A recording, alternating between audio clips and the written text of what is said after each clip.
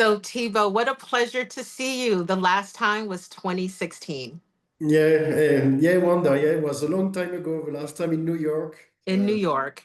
You are in New York right now. I am in Colomé, so some distance away, definitely. Yes. So you are in Salta, Yeah, in Salta, which now in the many north. people know the Mendoza wine region, but Yeah, Colome, which is actually also the oldest continuously running winery in Argentina, going back to 1831, correct? exactly. Yeah, the oldest winery in activity in Argentina, and to understand where is Salta. So, like you say, Mendoza is the most famous wine area of Argentina. And Mendoza is more or less the same latitude of Buenos Aires, the capital of Argentina. Okay. And Salta is close to 1,000 miles north from Whoa. Mendoza. I would say, yeah, 800 miles more or less north from Mendoza, but on the same, how you say, on the same Andes area. So you have to, from Mendoza, you have to drive, it's 12 hours drive actually from Mendoza to Salta.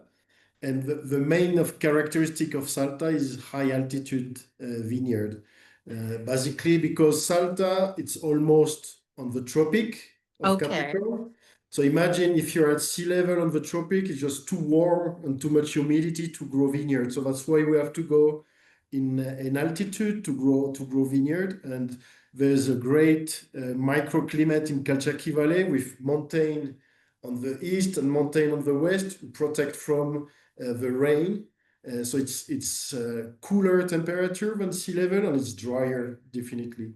So One. all what we're going to grow ourselves in Colomé, we have vineyard between, let me check in feet now, 6,000 feet all the way up to 10,200 feet. So one of the highest, we were the first one to plant and produce, plant vineyard and produce wine above 10,000 feet. So oldest winery and highest vineyard. So we have many history to tell, definitely. That's astounding. And I know part of, Colome has this long history, but really a turning point was in the early 2000s when the Hess family became Exactly. involved. So tell me a Ex- little bit about that period.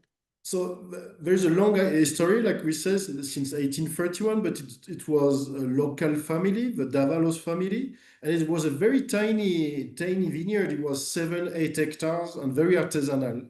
But in the middle of the 90s, Donald S. fall in love with Colomé, basically tasting a bottle of wine of Okay. Colomé. He was as a tourist, but Donald was never as a tourist. He was visiting around, but also Hmm. looking what opportunity. And he tastes a bottle of wine of Colomé and he fall in love with the concentration, but also the purity of the fruit and the freshness. And because of this very first bottle of wine he tasted in a restaurant in Cachi, which is close by Colomé, he started to speak with the owner of Colomé. He went in the place, fall totally in love with the place. And that was the start of the history of Donald with Colomé. So finally, he bought it in 2001. And like I Okay. say, we started with 8 hectares of very old vineyard in Colomé. And around this, we start to grow. Right now, we have 150 hectares in 4 different farms at 4 different altitudes. So we have at 6,000 feet, 7,500, 8,500 feet, and the highest one at 10,200 feet. That's quite a workout. We're going to get into that later about the Yeah. challenges of working at that altitude. Well, But I want to yeah. talk a little bit about you as well. So I know Mr. Hess was originally from Switzerland. You're Yeah. originally from France. Yeah, I'm from Burgundy. So I'm born in Burgundy and I start to study winemaking in Beaune in Burgundy. And my first years as a winemaker, I worked 3 years in Burgundy. And after I moved to Bordeaux, I worked 3 years in Bordeaux also. So what was great experience in Burgundy. I learned a lot about terroir, of course. Hmm. And that's something I take with me when I came to Colomé, definitely. And in Bordeaux, much more about the blending and the art of the blending. So also this experience was great for me when I came here. And I came in Argentina in 2004. but not Okay. for working. I came as a tourist, backpacking around. Wow. And I really fall in love with Salta. When when you arrive in Buenos Aires or even Mendoza, yeah, it's different than Europe, but the architecture, the people, the culture is very close Mhm. to the European culture. And Salta, it was really what I was expecting from South America: the colors, the landscape, the gastronomy, the culture of the people, much more Andean culture than European. So I really fall in love with the culture and with Salta in general. And I spent a couple of months in Salta, and Mhm. that's the way I met Donald Hest. He invited me to come to Colomé, and the good thing with Donald wasn't a man who will look at the resume, because my resume was this short. But it was very about feeling with people, and we have a great interaction, Wonderful. and that's why you offer me the job.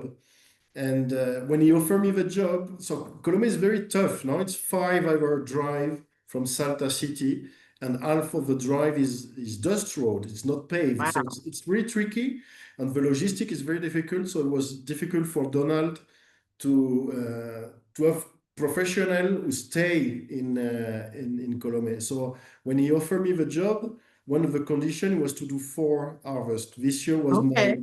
harvest 21. So Wow. yeah, I know.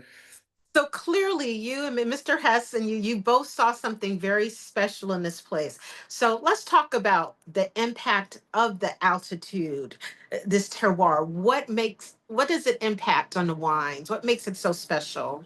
Well, the first thing, the great thing, that we have a very healthy weather, like I was saying at the beginning, the mountain on the east and the west. So we have very low rain. It's around 115 millimeters per year, which is 4 inches per year of rain. It's very, very low. So we don't have any disease. So the Ah, okay. first big advantage, we can do a very great sustainable viticulture with very, very low application of treatment. No chemicals. We're using sulfur and copper, and that's it.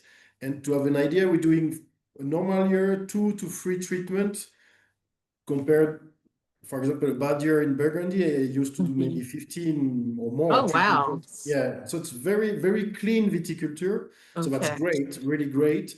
And after this, biggest effect, well, there's two big effects of altitude. Higher we're going, less ozone we have in the atmosphere, so we have more ultraviolet radiation.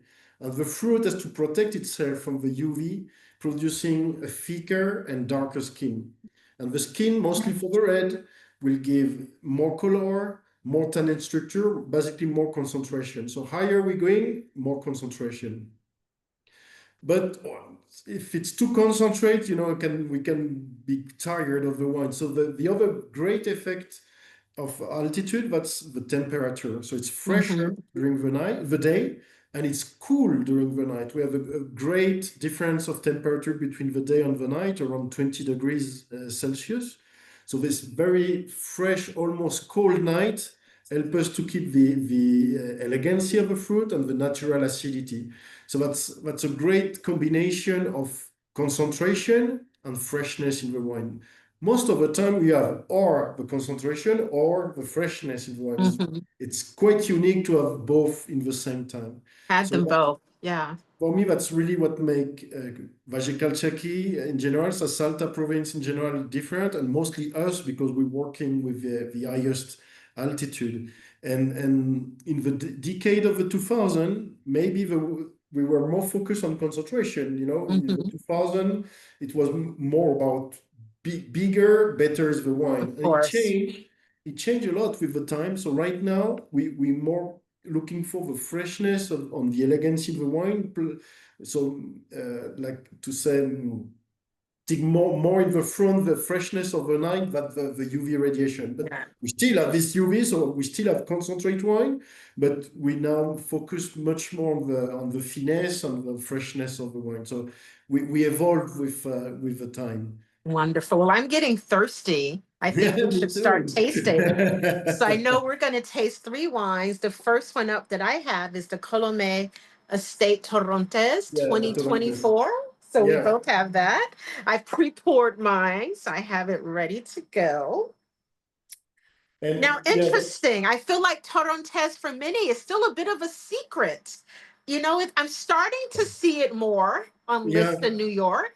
So, what is Torrontés? What is it? Well, first, the Torrontés is the only native varietal of Argentina. Ah, So when the Spanish came, first you have the conquistador, but after you have the missionary who came who brought the religion, Catholic religion in Argentina and in America in general. And you know, where there is a church, you need wine. So sure. they brought Spanish varietals. One is Muscat of Alexandria, which is quite famous for Hmm. its aromatic point. And the other one is less famous, is Listan Prieto. Ah, okay. Yourself in the US, you name it Mission Grape. Mm-hmm. In Chile, they name it Uva Nice. País. And in Hmm. Argentina, it's Criolla. So they brought those two varietals to do the wine for the church. And in some point, they cross naturally.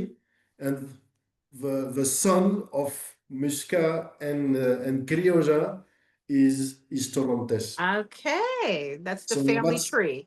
that's our native varietals from Argentina. And it's really well adapted to Salta climate because it's a little later ripener if we compare with Chardonnay or Sauvignon Blanc. So it's a little later ripening. So we need the warm climate, but also it really likes the cold night to keep the freshness and the Okay. elegancy of the aromas. So having the muscat as a father, it's an aromatic wine. So you have a lot of ex kind of exuberant on the floral citric side. But generally speaking, and speaking of our wine, it's dry. That's very important because most of the time when I'm going to do a tasting, Mm-hmm. the people smell, oh, I don't want a sweet wine. It's not sweet, it's dry. Yes, yes. You feel sweet in the nose because it's aromatic, but it's very dry in the mouth. When Donald started Colomé, he didn't want to do any white because you know he has the S Collection winery in Hmm. California, so he's producing a lot of Chardonnay already, and he didn't want to produce more white wine. So it wasn't the idea. But everybody started to tell him, you have a winery in Salta province. Torrontés is the emblematic varietals of Salta. You have to do a Torrontés. Exactly. So Can't ignore. it was one of my first job when I came, and I didn't like the old style of Toronto. It was very exuberant in the nose and quite short and always with some residual sugar in the mouth. So Interesting. I didn't like it. So we start to change the style.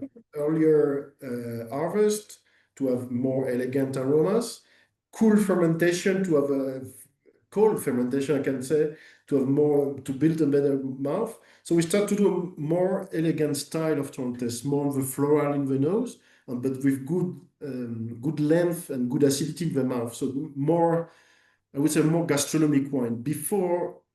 I would say before us, Torrontés was more a table wine, definitely. Okay. You know, in Argentina, this tradition of damajuana, the 5 liters or 1 gallons big bottles on the table. So the Torrontés was really a table wine, and we started a revolution in the Torrontés. At first, my colleague winemaker from other winery, they said, "No, it's not Torrontés. What you're doing is very, very different." Ah, okay. So you really departed from the traditional style to get a Exactly. better, truer expression of the grape. Well, cheers. Let's toast. So nice to be tasting with you again. I'm gonna have a Cheers. sip now.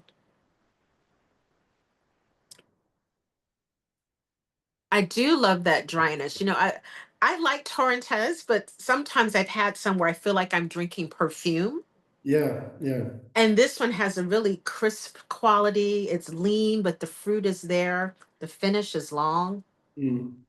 So this Yeah. is fruit from 6,000 feet. I think on a little bit from Wow. 7,500, but higher you're going, we will go more on the herbal side. So we like the 6,000 feet terroir from Hmm. Torrontés.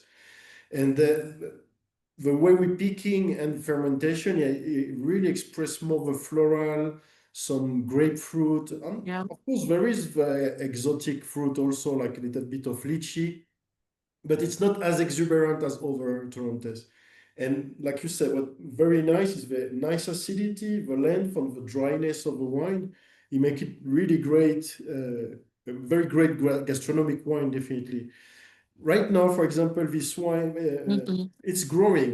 You know that the white wine consumption is growing, generally It is. speaking. Yeah. And people like to looking to discover new style of wine. So after 20 years, really, that always Torrontés was, yeah, Malbec and the definitely the Torrontés on under the shadow of Malbec. It start to grow right now, and that's great because one bad thing of the Torrontés not growing, people start to you say take out vineyard of Torrontés to They plant rip Malbec. yeah, rip So out the right now we planting. start to hear that people want to come back to plant Torrontés, so that's great because, like I said, it's our native varietals, and we have great success with Peruvian food.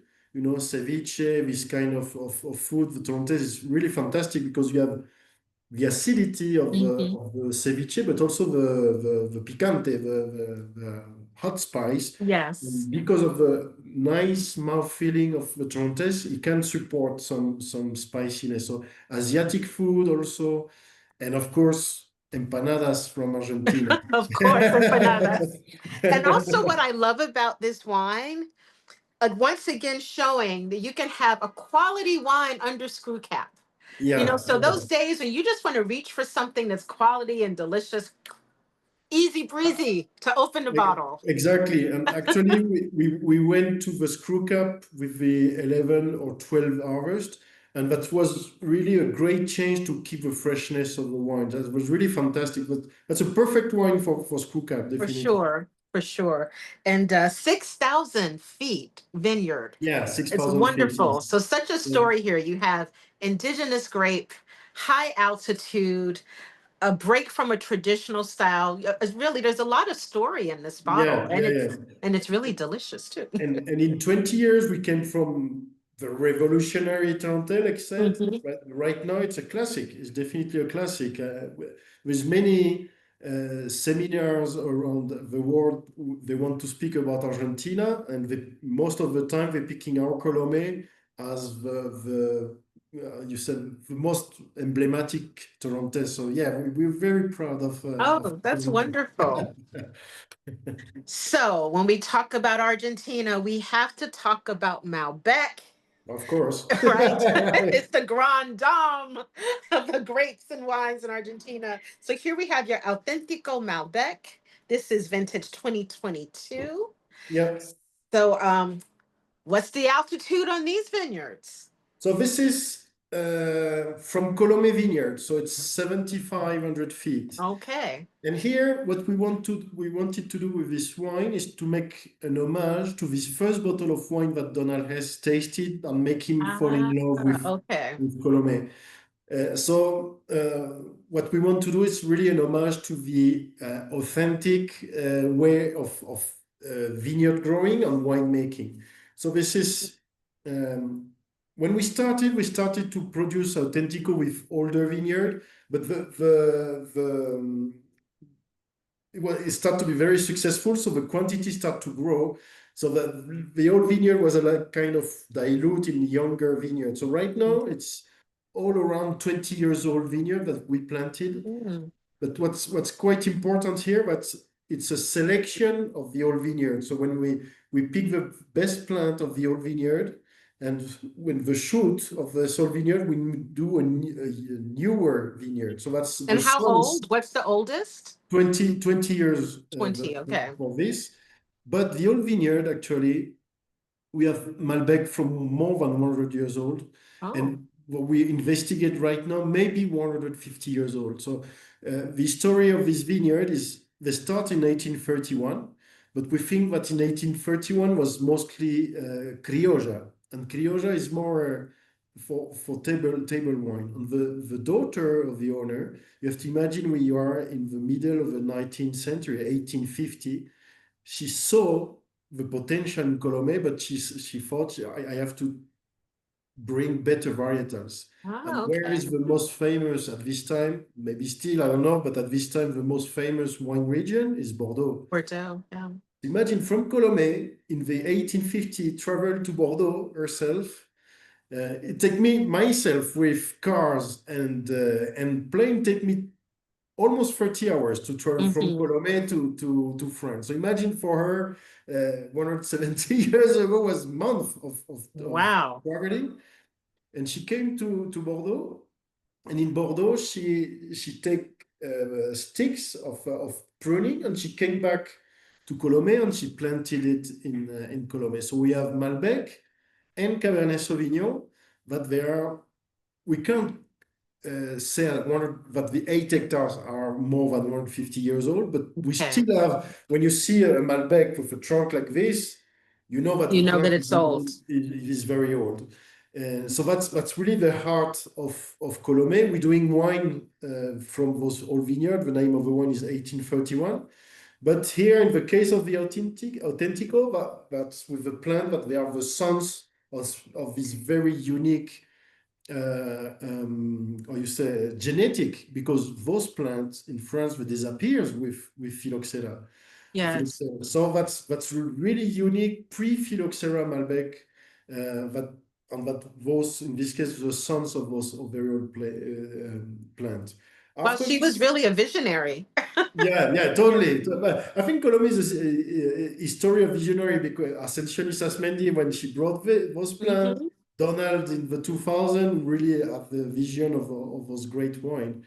And what we want to do with this wine, really, like I was saying, an homage to this first bottle of wine. So it's low intervention, very sustainable in the vineyard, but that's for all our vineyard. We pick really our best block of Malbec and very careful of the balance between the canopy and the quantity of fruit.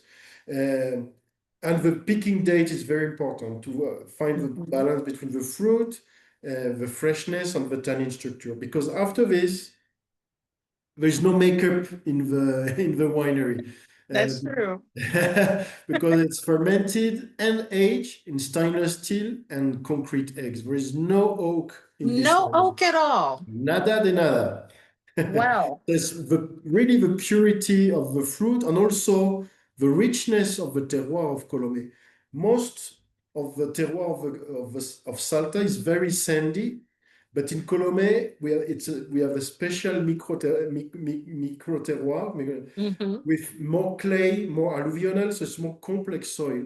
And the fact to have clay and alluvional matter give us rounder tannins. That's great for this kind of wine because if you have a little bit of tough tannins, you need oak to polish the Hmm. tannins.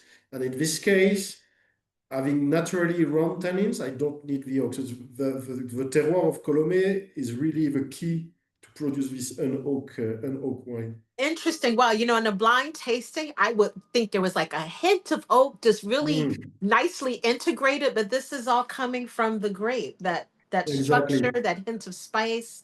Really beautiful. Many people think there is oak. I have a fun story about this. A very famous wine critics, when we start to release this one, 2012, 2013, give us a very good score. I was maybe 95, so Hmm. something like it. But the very funny part was the comments. He put very fruity and very well integrate oak in the wine. So I was so for me, well, everybody laughed, but for me it was great because it means that the wine is really well balanced. But Yeah. he thought that there was some oak in the wine, but no, we never put any. What we have here is the concrete egg is 15% more or less, and the concrete egg will give a very bright fruit and keep Okay. the acidity. And the stainless steel will build a little bit more of a mouth feeling. So you have the bright and fresh fruit, but always with a good sweetness, not of sugar, but the Hmm. nice volume and round tannin. And I really like the Auténtico because, yeah, it's fruit forward, red, black with some floral note. some spiciness who can make you think there is oak, Exactly. and at the same time very fresh and a great length. For me, of all the red of the Colomé line is the best for food. It's very versatile. You can go with white meat, pasta, red meat, a stew. It's very versatile to combine with food. So it's a great wine for the food, yeah. It's true. Everyone thinks Malbec and immediately thinks of steak, of the asado. Of course. Right. Yeah, But you're right. yeah. This is really versatile. I could see this with even like with pizza or a burger, Exactly. Yeah, yeah. backyard barbecue, but roast chicken as well. I mean, it's a really Mm. versatile wine. And And imagine our first vintage of this was 2011, and the commercial of Colomé was just when they came crazy. They said that's impossible because this oak wine is more expensive than our Colomé Estate, for example, which is has oaked barrels, and mhm. so it was really difficult to convince the commercial area. The good thing that Donald was totally convinced with the wine, so that he pushed it. So he pushed it a lot. And I remember when we start to sell this wine, when I start to travel around and show the wine, I never at first I never said was an oak. I say he has a different aging than the other ones. So some people Ah, sometimes say, "Oh yeah, it must be 100% new oak." I said, "No, that's about the oak, but it's not this." And after once they tasted it and like it, that was the moment I can say there is an oak, because right now it's not like this so much. People is used to an oak one, but at the mhm. time for this price level, if you say an oak already, they change their mind and think, no. Exactly. And the beauty of this is, as you and I both know, often oak can be used to try to compensate for, grapes that aren't great. Like, let's use some heavily Totally. toasted oak. Let's age it a long time in the oak. With this, Yeah. you're really being bold. And like you said, this is a wine without makeup. It's going Exactly, out. exactly. It's more a vineyard manager wine than Mhm. winemakers, but Yeah. I won't say that's easy to do, but honestly, that's really the terroir who make the difference. After I really have to be very careful in the winery, not losing those great aromas and great particularity of the wine. But yeah, it's really a wine of terroir, Yeah. definitely. Gorgeous. So we're up to our third wine and we're going to go up, up, up, up, up. Yeah. So this is the Altura Maxima 2019. I actually used a Coravin on this one because I promised someone special that I would share it with them in a few days. So I wanted to keep it nice and fresh. Yeah, that's a great wine for Coravin, definitely. Yeah. So So I know when we met in 2016, I believe this is the wine that we were talking about. yeah, And I think it was the first release of it was the Altura first Maxima release. in the US. The first vintage was 2012. It was only local market, and I think the 13, which was a very tiny production, we did. I would say maybe 5,000 bottles. It's still a little production. Of the 19, it's 9,000 bottles. Oh, And wow. I think when we met, it was the first release of Altura Maxima in the US, and I'm quite sure it was the 2013. Yes, Yes. and yeah, it was very a lot of emotion behind this wine because so Donald he started buying Colome 7,500 feet. After he buy a land at 8,500 feet, virgin land, we start from nothing, Oh, and okay. which is El Arenal, and and he start to say, well, now I want to go 3,000 meters, 10,000 feet. That's to be the first one to plant and produce. And honestly, we were, I don't know, we don't know, can be very tough. And he bought the land in 2003. So the difference of the one at 8,500 feet, there was some agriculture already in Altura Maxima, Okay. but traditional agriculture from the area, like paprika, quinoa, this kind of. So we knew Ah, that there were good water and that agriculture was possible. And in 2003, we planted 1 hectare of vineyard with several varietals. And what we find out there, that's the long cycle. So all the varietal who ripe late, they can't ripe up there because it's too cool, too fresh.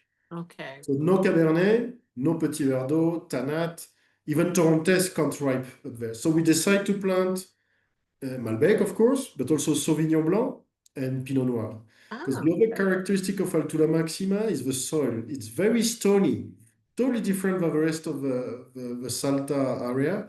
A lot of granite and a lot of volcanic stone. So a lot of Okay. minerality in the wine. And if you want to compare a little bit, it's Altura Maxima is like a cool island in the middle of a warm sea. Oh, Like, okay. let's say it's like a Burgundy in the middle of Provence. Wow. Eh, if we compare in term of accumulation of temperature, I won't go too much in technical, but Altura Maxima has the same average, not average, accumulation of temperature as Burgundy when Colomé is closer to, let's say, Châteauneuf-du-Pape. And Oh, they're wow. very close, yeah. So it's a very unique kind of microclimate. That's why we planted Pinot Noir and Sauvignon Blanc, and of course the Malbec. After this, we need frost protection because we have frost in spring, when just after the bud break, when it start to grow. So we have a frost protection in the place. So Mhm. it's a very precise and a lot of handwork in the vineyard because you need to make a different pruning. You have the frost protection. We have some hail actually in Altura Maxima when we don't have in the rest of the Calchaquí Valley. So we have to put a net to protect from the hail. So we need much more work on it.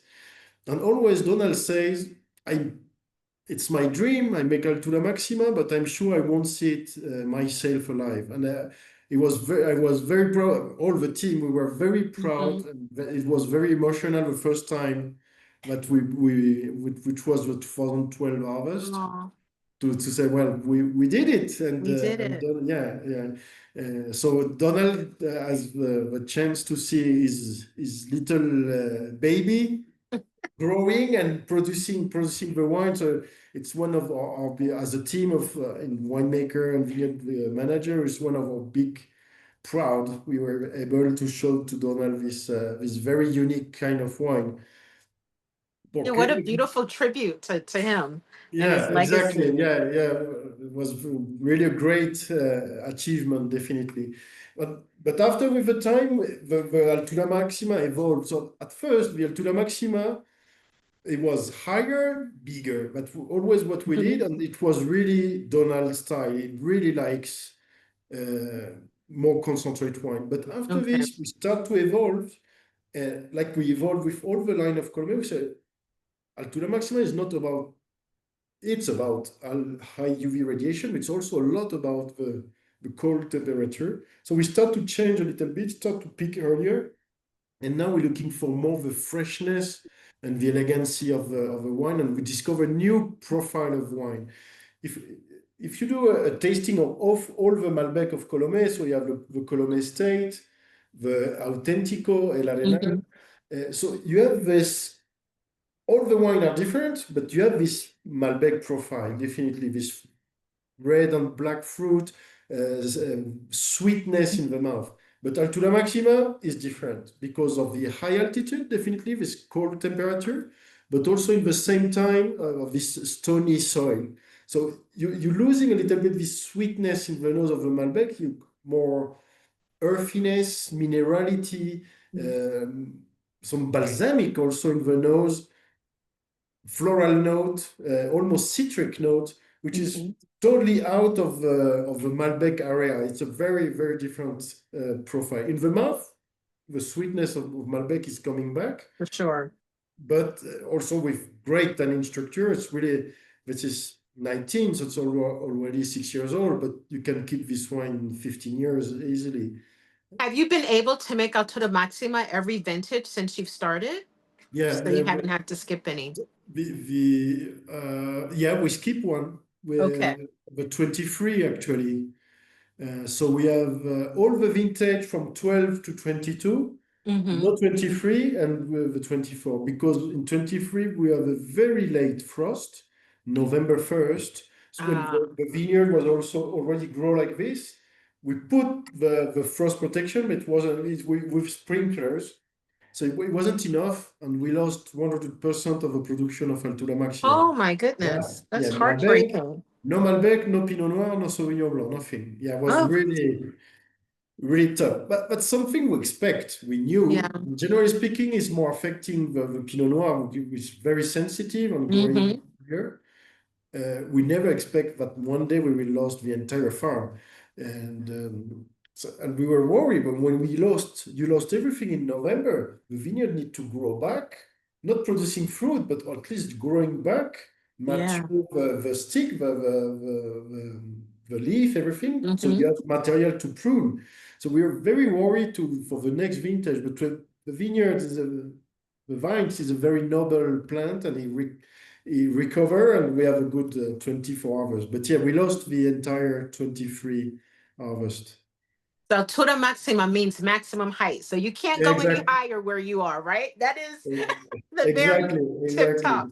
What are the logistics of harvesting and cultivating? I mean, just the Yeah. vineyard management at that height. Briefly tell me what that's like. Well, first of all, at this altitude, you have less oxygen, so the rhythm of work is low, is slower. Definitely, you Yeah. can't run up there, definitely. And so everything is a little bit slower.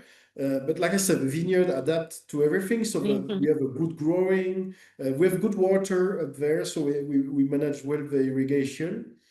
And but also the logistic of picking. So it's all local people, everything by hand. All Colomé Okay. is by hand. From the Torrontés to the Altura Maxima, there is no machine harvester. It's all by Okay. hand.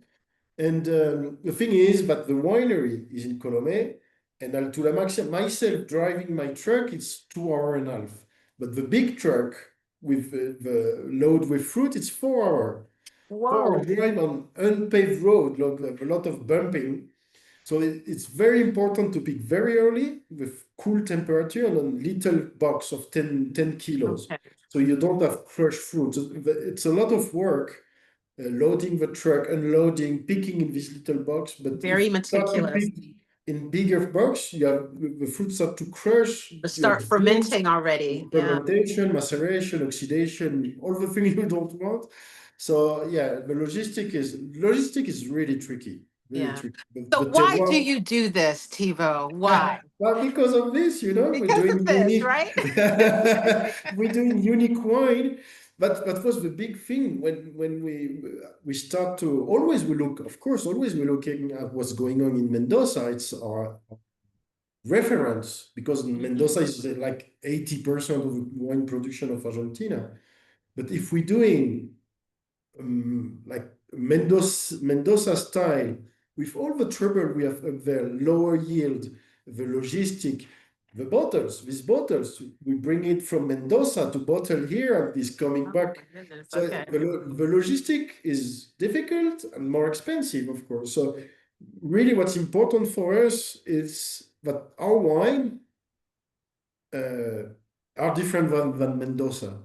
Hmm. Better, worse, I won't say, but different. We have our own style, and that's something we've spent the last 20 years working on it, on this communication. I remember the first times I was traveling in the US, say, I'm from Argentina. Ah, Malbec from Argentina.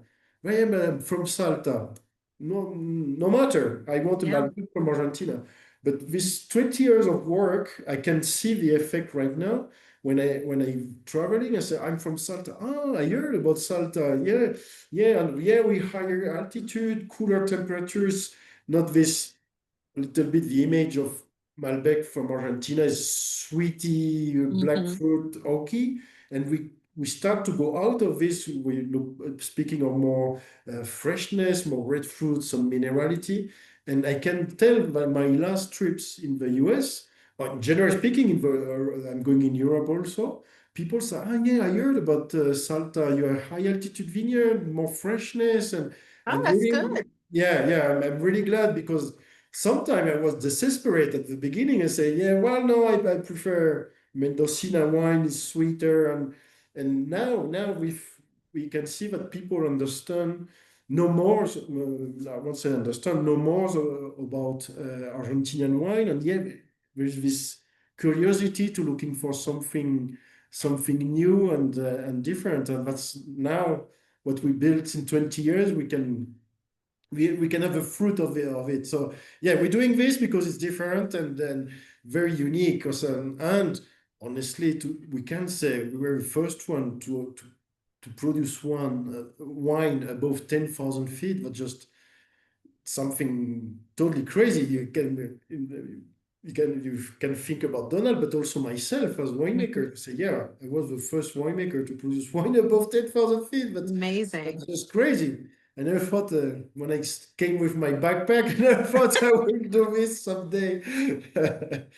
You know, and it's such an important part of the conversation because I think any region that is closely identified with one grape, it's so important to be able to show the diversity of style and different expressions. So to not to just dismiss Malbec from Argentina is all the same, but I Yeah, think what you're doing exactly. is so important to show that it doesn't mean it's boring, right? Just because oh, Yeah, Argentina only makes Malbec, but it's a whole world of exactly. style, and Yes. Salta is a very specific terroir.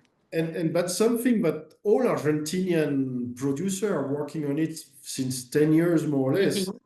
So they're the style of the 2000 riper, bigger, oakier that put Argentina in the map. So it was great. Of I don't say course. what was wrong to do this because it put Argentina in the map, mostly with Michel Roland and Paul Hobbs. But Yeah. after this, we were a new generation of Yeah. winemakers, not so new now, who say, well, thank you very much for what you did, but now we want to show something different. And you start to have Valle de Luco Malbec, very different Hmm.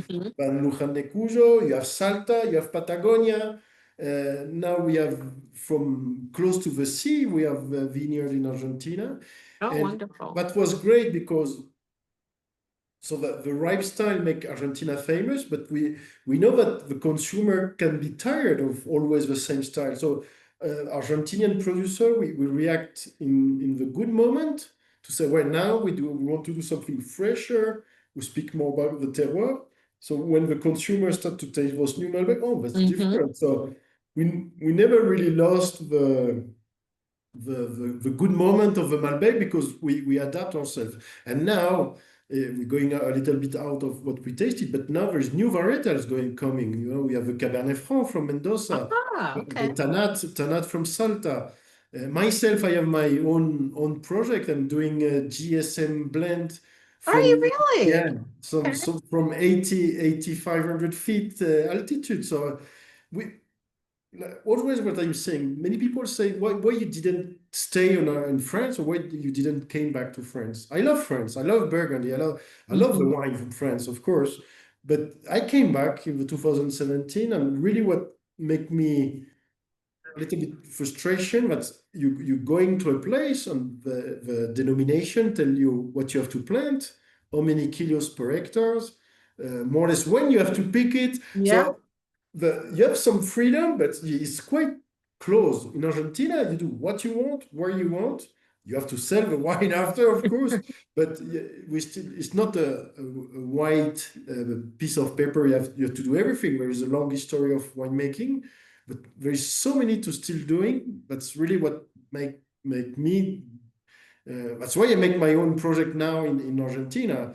You know, I won't go in economic, politic matters. It's difficult, Argentina. Yeah. But in winemaking and vineyard and in viticulture in general, that's fantastic. So you have everything is possible.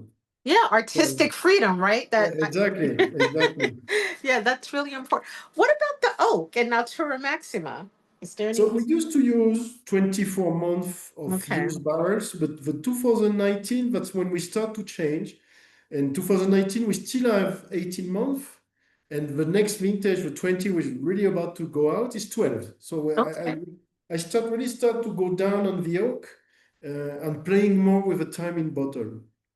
Why it was 24 months before? Because to help to make rounder tannins. Hmm. But the thing is, and used barrel, not new oak. But 24 months in barrels, all the fresh fruit start to go a little bit on the balsamic and evolution of aromas. So that's why I start to reduce it to preserve as much as possible the fresh fruit and playing the bottle aging, but the bottle aging also help to make rounder tannin, but you need more time. Well, I have So to that's, say, well integrated, the oak. Again, I'm really getting the fruit yeah, is just exactly. singing in this So glass. Yeah. this one is still 18 months, but no new oak. It's 4, 5, 6 years. So it's Ah, not okay. oaky at all. But yeah, the micro-oxidation of yolk helps to make the tannins rounder. Beautiful. Now you are so far away, as you said, it's a 5-hour drive from the city of Salta. Does anyone come to visit? Ah, Do well, you yeah. have visitors We that are come to actually Colome? Colomé has a great hospitality area. Okay. We have a 9-room hotels. So Ah, when Donald bought Colomé, it was only a very old house in bad shape, and he take out the house. He keep the how you say the one of the area when we have a restaurant right now, but all the okay. rest he take it out, rebuilt it, but with same. Colonial style. So he Ah, really okay. respected the style of architecture. And first, it was a guest house because there's nothing around. There's a little town Molinos at half an hour, but there is no hotel. And after you Okay. have to go to Cafajate, it's 3 hours drive. And when Donald started all this project in Cafajate, there wasn't too much good hotel. So he said, okay, I Mhm. need a guest house to receive friends, a professional from the wine, journalists, Okay. importer, etc., etc. But you don't have those people all year long. So you say, oh, let's do a hotel with it. So now we have this 9-room hotel, beautiful hotel. Okay. Okay. And also what we have is a wine bar because even though we are far away, we are on the Road 40. The Road 40 is like your 66 in the US, but Ah, the okay. 40 cross all the country, and it's a quite touristic road. And Okay. Calchaquí, Salta province is very touristic, so a lot of people is going to Cafajate and another town named Cachi. So Cafajate is at the south, 3 hours south, and Cachi is 2 hours now north. So a lot. There's people going traveling on this road. So that's why we open a wine bar. You can come to visit the winery, have lunch and tasting. And Beautiful. the last, the cherry on the top of the cake, you know that Donald S. was a big art collector. He loved art. Mm-hmm. And he has the S Collection Winery in Napa, which is fantastic. And here, the thing is, we are so far away, so we don't have light contamination in the sky. You imagine 7,500 feet, the purity of the sky is fantastic. So he thought that it was perfect for an artist, James Turrell. Uh, Ah, James okay. Turrell is working with natural light, Mm-hmm. artificial light, and architecture, really to play with your eye, your vision, optical vision. So he thought that it would be great to build James Turrell Museum. So that's also unique in the world. We have Amazing. we have nine in 1,000 square meter museum, so it's big, and it's only 9 pieces of art. It's just big rooms, and it's difficult to explain. It's really about seeing it, but yeah, it's about natural light, artificial light, or really playing with the visitors. And we have a lot of people coming to Colomé for the museum because For the really, museum. yeah, really unique in the world. So if I need to run away and hide, I think Bodega Colomé, you've got beautiful wine, fresh air, beautiful art. I'm sure I can get some delicious food there. Yeah, Sounds like a good win-win. people, good people also. No, and also what like since we're so far away, so Colomé is a big farm, so you have people living in Colomé. There's 400 people living in Colomé, and honestly, when I first came, I thought I would meet an eccentric millionaire doing something very crazy, but really more than the wine, more than the challenge, was also make me really join the project is the social point of view. Mm. Everybody working in the winery, in the vineyard, even hospital. Everybody is born in Colomé. People who was nothing before were really really poor, and now they have a job. They have people who work in the hotel or in the vineyard. They have Hmm. now a good resume. If they decide to leave to go another winery to another hotel, they have experience. And really, the social aspect of Donald and Ursula, his wife, for me, it was more than half of my decision to stay Ah, here. But really, sometimes you think, oh, yeah, maybe somebody will come to make a business, and after you make the money, he leaves and let everything like destroy. But no, but the social point of view is really a key. And that's really great also to see the people from Colomé how grateful they are with the company and how involved they are in the project because they know that they need it to live. yeah. No, So that's important. You know, wine should not be isolated from the community where it's made, right? So I think that's yeah, so beautiful that, you know, it really has a chance to keep a community together, to move a community yeah, forward. So that's a and beautiful thing. Well, yeah, Thibaut, yeah, it's been so nice after almost 10 years to connect yeah, with you again. Hope to see you yeah, in person. Are you coming to the yeah. US anytime soon? I came once a year, but I didn't came in New York since a while. So maybe next time. In general, Okay. I'm going in the US in June.